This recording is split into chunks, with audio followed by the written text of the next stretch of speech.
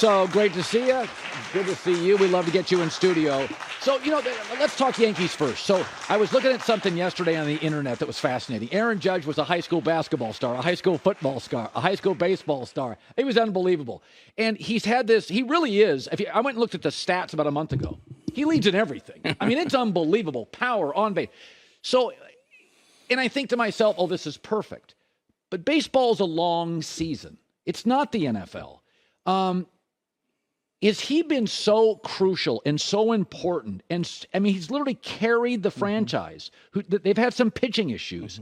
Can you get look, we always talk about pitchers. You hit an innings barrier. Do you run out of juice as a hitter? Do you run out of power? Are you exhausted? Aaron's been so much. Does he have another 20 games in him? Yeah, I think he does. And I remember when the Bulls were going, was it for 72? Yeah. They were going for. There's a part that everything relaxes at the playoffs because you've been chasing Maris. I think the last 3 weeks were incredibly difficult for him. Well, he even struggled a bit at the plate. And it's very stressful. And you have the Maris family going out, and you have, when are you going to put, and is Aaron Boone going to give him a day off, and Michael Kay setting up for the big call, and it doesn't come, and it doesn't come. Once you hit that, you get to the playoffs, Aaron Judge can go 0 for October. He's still going to get $45 or $50 million a year and be the highest paid player in the game. Yeah. I actually think he gets a chance to relax now in the postseason. For years and years, and you've always been good with the analytic stuff and kind of seeing around corners, for years we loved home runs, but they weren't necessarily the driving force to championships. Then analytics were introduced 5 years ago, and now it feels like if you can't hit home runs like Milwaukee, you're going to have a good roster. You're not going to win. But are the Yankees almost too home run reliant? I don't think that the issues with the Yankees are going to be about offense. I think they're going to be about pitching. I think they have enough offense. I hate Judge hitting in the leadoff spot. I think he should be hitting third or fourth.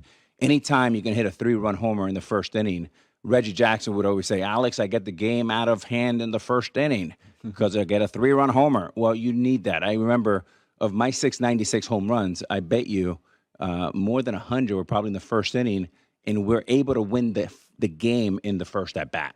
You can't do that as a leadoff hitter. So I have an issue with that.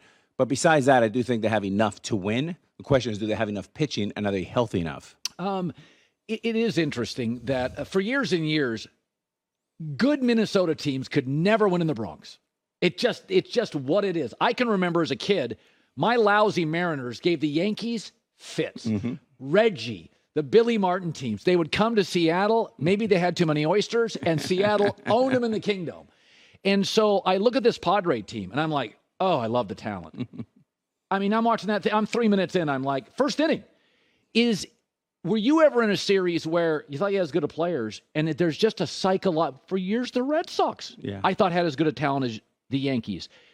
Can the Padres win this series, or do you think they just are too dominated in the regular season by the Dodgers? I think they can, but they have their hands full. And when you read their body language, Colin, New York Mets just last week versus what we saw yesterday is a little different. And they got to get over the top on that. They are playing the big brother.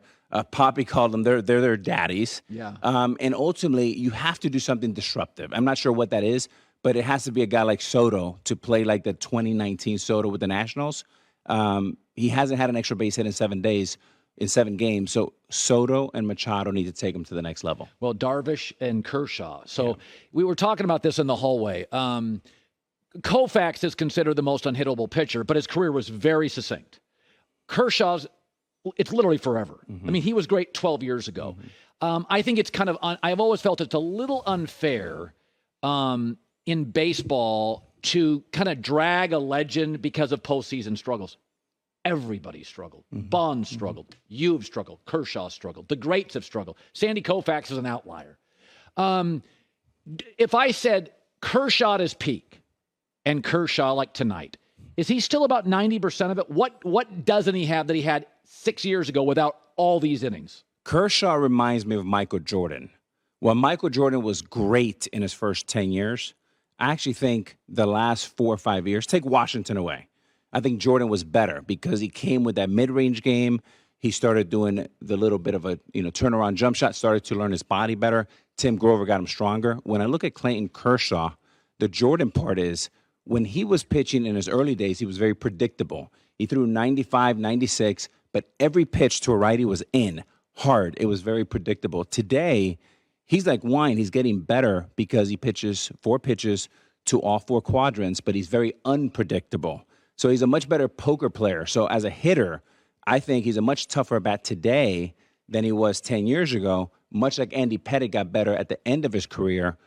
Jamie Moyer's another guy who was very average for the first 10 years. That's right. And became a savant pitching the last 10 years. They said he was done at 36. He went to win another 150 games. So I want to talk Bryce Harper. I met his dad one time. He's a Nevada kid, so I always had a soft spot for him. And he's one of those 4 or 5 athletes. Griffey was this, Tyson was this, Tiger was this, where like LeBron, 16. You're like, oh, yeah, he's going to be a legend. And most of the time, those kids do become great when somebody's that dominant. I think sometimes we don't give him the credit for what he's become. Yesterday, he's 3 for 3. How do you view his career? Because baseball, there's just so many good young players right now that it's almost like he's taken a back seat, but he's still, to me, an elite player in the game. But, you're in the Northeast. The Yankees and the Mets stole all the coverage. I mean, because Steve Cohen buys the Mets, they're literally dominate the coverage.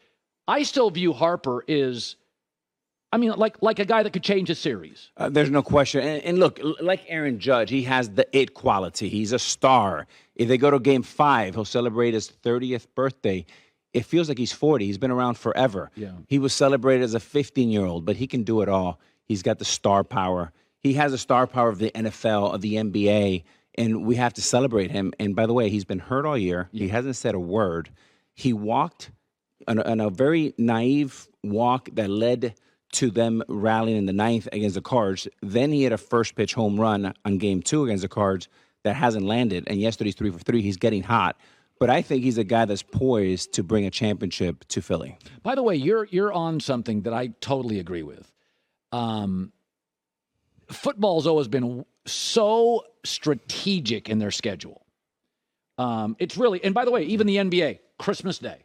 Mm-hmm. That's when we kind of introduce our league to the country. Mm-hmm. NFL, literally these Thursday night games, it's rivalry games. Baseball hasn't done that as much. Mm-hmm. Now, I think the game out in the Iowa was great, but you have an idea about kind of a national day for baseball. I think it's great. Yeah, look, I was sitting around July 4th and with my family having barbecues with the girls, and all I can see on television is a hot dog eating contest. And nothing against hot dogs. I think it's pretty entertaining. It was in the other station. But I'm sitting here saying Major League Baseball, NBA is Christmas Day. Football owns Thanksgiving. Yeah. And July 4th, there's no basketball, there's no football. It is tailor-made for the national TV partners, Fox, ESPN, TNT. Biggest brands, back-to-back to back. All of them. And put 4 games, all dynamic. So whether that's the Yankees and Dodgers, that's the Mets and Philly, Cubs and, Cardinals, starting at 12 o'clock, it should be all-day baseball, and come out with your dancing shoes because that's an opportunity to really take the game to the next level. It should also preview the All-Star game and then the playoffs. Wide open space for baseball. 45 seconds left. You started your career with the Mariners.